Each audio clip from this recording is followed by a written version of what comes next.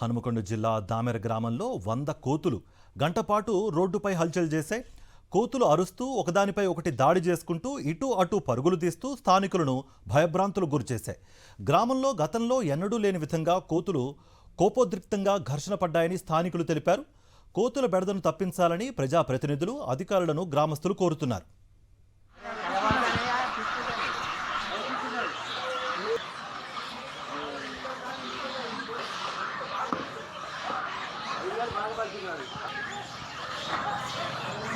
ఏదైనా ఓలేస్తే ఒక్క రౌండే వాడు.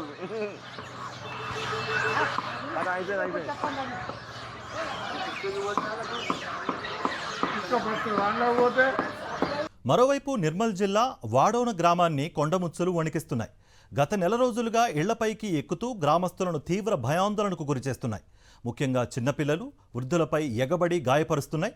దీంతో ప్రజలు ఇళ్ల నుంచి బయటకు రావడానికి జంకుతున్నారు. నెల రోజులుగా ఈ తతంగం సాగుతున్న ఫారెస్ట్ అధికారులు మాత్రం కనీసం పట్టించుకోకపోవడం లేదని గ్రామస్తులు వాపోతున్నారు. అటవీ అధికారులు తక్షణమే స్పందించి కొండముచ్చుల బారి నుంచి తమకు విముక్తి కలిగించాలని గ్రామస్తులు కోరుతున్నారు.